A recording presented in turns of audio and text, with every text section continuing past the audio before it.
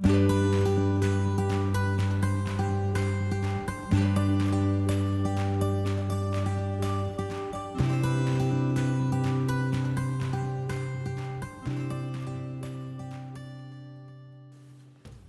friends of Alex's Lemonade Stand, my name is Aaron Gordon. I own 13th Street Cocktails, based here in Philadelphia.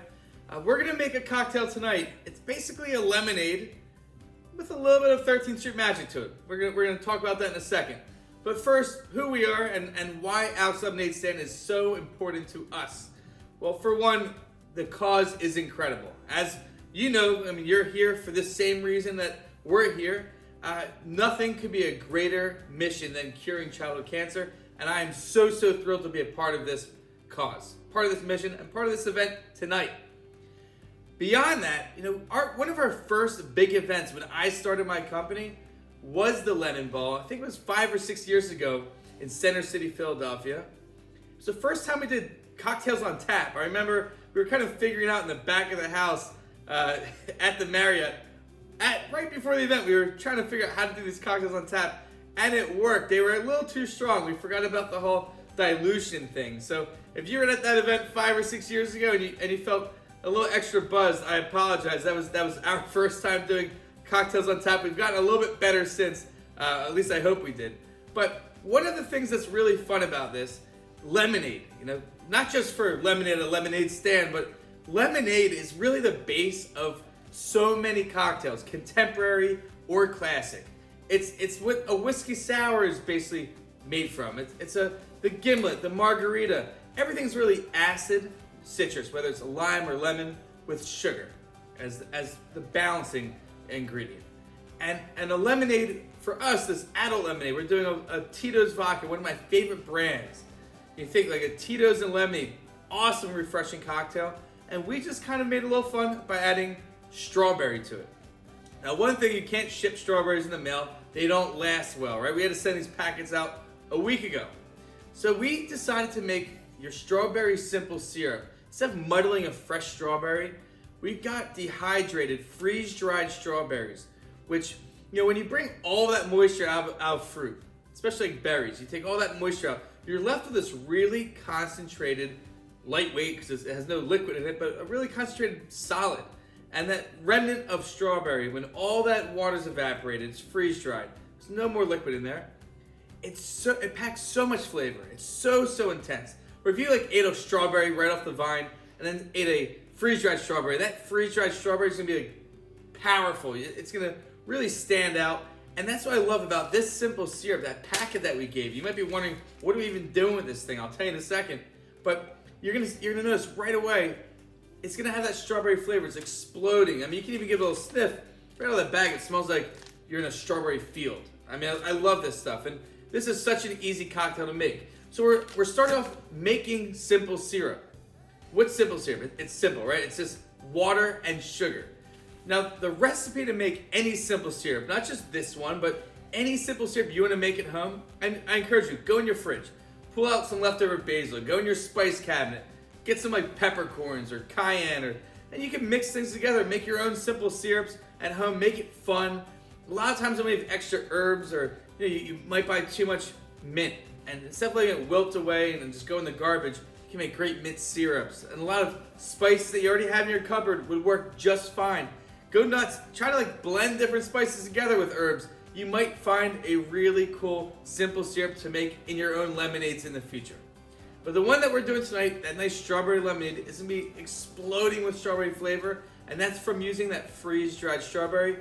Now I say, buy some more of that stuff. Go on Amazon, find some freeze-dried blueberry, strawberry, blackberry, all different kind of fruits, because when you want to make simple syrup, and you don't have fresh berries or fresh strawberries from the grocery store, saves you a trip. That freeze-dried stuff lasts forever. It really doesn't go bad. There's nothing that really spoils in it, so you can always have a really cool simple syrup on the fly without having to run out to ShopRite or wherever you're going to grocery shopping. It's just so easy to have your own little cocktail reservoir, your own little spice cabinet to make good simple syrups at home whenever you want one. Now we're doing equal parts simple syrup. That's what all simple syrup calls for. So we got a cup of sugar and strawberry, which is in here. We're gonna add a cup of water. If if you want to make a rich simple syrup, sometimes you'll see that in a cocktail, say rich syrup. That's 2 parts sugar to 1 part water. But 99% of the time, I think all recipes really call for just normal simple syrup, and that's equal parts by volume. So cup of water, cup of sugar. Handful of water, handful of sugar. As long as it's the same volume, you're making good simple syrup. Now get out a small saucepan. You don't need anything big. Key is here, we're only really gonna simmer, not boil. We're just gonna simmer a cup of water with all of the ingredients. So you start off, just get a cup of water, put it right in your saucepan, and then empty all of the contents that are in this bag right on top of that. Now you might notice, some of you might have pieces of strawberry floating on top.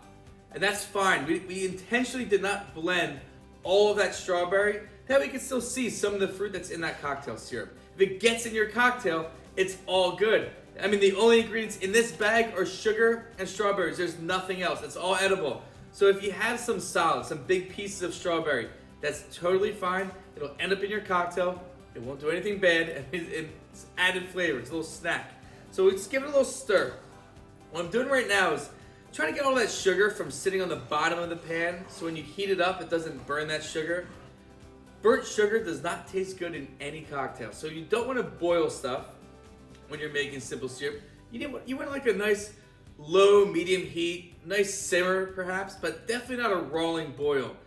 When simple syrup boils, it goes over the saucepans, usually gets all over your countertop. When that stuff cools, it is not a lot of fun to scrub off. And tonight we want to have drinks. We don't want to spend our night cleaning. So make sure you give it a nice little stir, get all that sugar off the bottom of the pan, kind of help it dissolve, give it a head start. Then put it on your stovetop and give it a low medium heat. So if you got like an electric burner, go maybe a 4 or a 5. If you got gas, just a nice small flame. We don't have to really heat this that hot. The flavor's already in that syrup. Look, I'll give it a little taste. You can already taste strawberry. It's already in there. It already dissolves. That's the benefit of using those freeze-dried fruits. They just need a little bit of water and a few seconds, and then all of a sudden, everything tastes like that fruit. So I got a nice low simmer. We already bottled some up. We have a little head start just for this presentation purpose, but all you have to do, give it that nice low simmer. You'll be good to go, and stir it up as you're cooking it, just in case any of that sugar sits at the bottom of that pan, so we don't burn it. Just keep stirring it, move that sugar around, and you'll have a wonderful simple syrup. After tonight, now if you don't finish a cup of cocktails, I mean, that's really like 8 cocktails, maybe 9 cocktails that you can make with that simple syrup. You might have leftovers, right? Well, you can store it in the fridge for 2 weeks. After that, you gotta toss it. It's not gonna last longer. So after 2 weeks, whenever you make any simple syrup, make that your rule. You just throw it out, you start over. As you saw, it's very easy to make. You just make it again fresh. There's a lot of like telltale signs of expired syrup are really hard to notice. You look for cloudiness, but you won't see that in a colored syrup. I mean, it's really hard to find those really giveaways for bad syrup. So just give it 2 weeks. That's safe. After that, toss it, but you must store them in the fridge. That's key. So I got that simple syrup ready. Let's start making this cocktail. I'm thirsty. I'm sure you are too. So get a glass handy. Now I'm using a Collins glass. I like these for fizzy cocktails because it kind of keeps some of that bubble in. You can make this lemonade with sparkling water. I'm using a little Fever Tree Club soda, but if you don't want to use seltzer, you don't want fizzy, just use regular water off your tap. That's absolutely fine. That'll work just well. And we're going to start off with an ounce, which is 2 tablespoons. If you don't have a jigger at home, you're all good. Just use tablespoons. 2 tablespoons of that wonderful strawberry syrup that you just cooked. And that goes right in the glass. Syrup's in first. After that, we got syrup. That's our bulk ingredient. And I'll tell you why in a second, why we're building in this order. But syrup is going in there first. After that, I have fresh squeezed lemon juice. I'm going to put an ounce of that just to balance it out so we have equal parts lemon, which is our acid, sugar being our sweet. Now, most cocktails, as I said, lemonade are most what cocktails are. Contemporary, classic, a lot of them have that base. So if you added whiskey in here, you'd have a whiskey sour. If you added gin in here, you would have a Collins with a little bit of seltzer water. They're all kind of the same. They're all related. It's built on lemonade. That's all it is. So to make this strawberry Tito's vodka lemonade, Tito's being absolutely my favorite vodka, I'm sure it's yours too. It feels like the whole world drinks Tito's. There's nothing else out there, right? So we're gonna make all of this, the base of that cocktail, make sure that's fine. So we got equal parts lemon and sugar. We're good to go. Then we add that spirit next. That's that little bottle of Tito's I have here. 50 ml bottles, like an ounce to 3/4, a little bit more. If you want a strong drink, you could measure out 2 ounces, which would be 4 tablespoons. But I'm just gonna dump the whole bottle right on top of that, which is just about a hair over an ounce and 3/4. And to me, that's perfect. That makes a nice drink.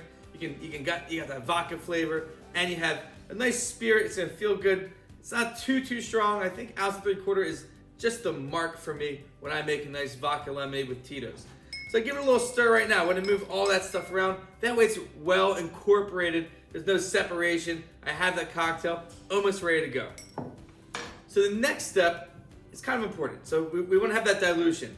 Now if you just put ice on top of this and you didn't have water in there, you would have, really, it'd be way too sweet, way too sour. It'd be very angular. So in any cocktail, not just this one, they all take water. So we're building this cocktail, which means we don't have to shake it. This is so easy to do. But when you have shaking cocktails, you want to shake them nice and hard. That way all that ice melts properly, it gets that drink nice and cold, and you have proper dilution, which is so important. To get dilution in this cocktail, you're adding water. I'm doing club soda here. I'm going to give it like 3-4 ounces of club soda, maybe 4. I feel like that's enough. And now I have a well-diluted drink. Look, you can add more water later. So I say always go on shine the edge of less than you think you need when it comes to water. Because once you add ice, it feels a little too strong. You can always add more, but you can't take it out.